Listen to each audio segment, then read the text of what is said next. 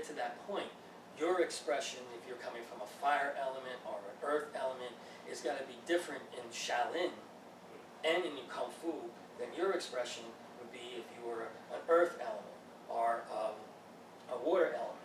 And as you develop and understand more of these elements and you introduce all the elements into your being, into your psyche, then you truly become Shaolin.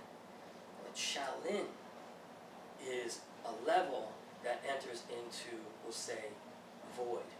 Void is more like air, which really isn't an element. And when you enter into that, it's a truly unique place to be, because then you're combining all of these elements, which everything comes from the elements.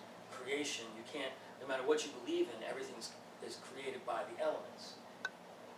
Even if there was a God that formed everything, it was the mastery of these elements that allowed God to take form, to allow God to make a chair, to make a human being. So you can't escape the elements. They're very, very real.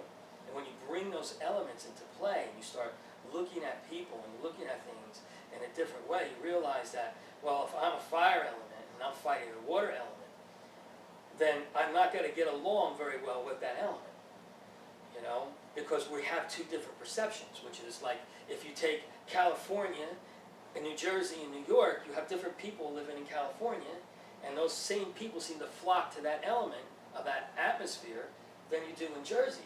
In California, people may say, hey, good morning, how are you? In New Jersey, if you say, hey, good morning, how are you? What do you want?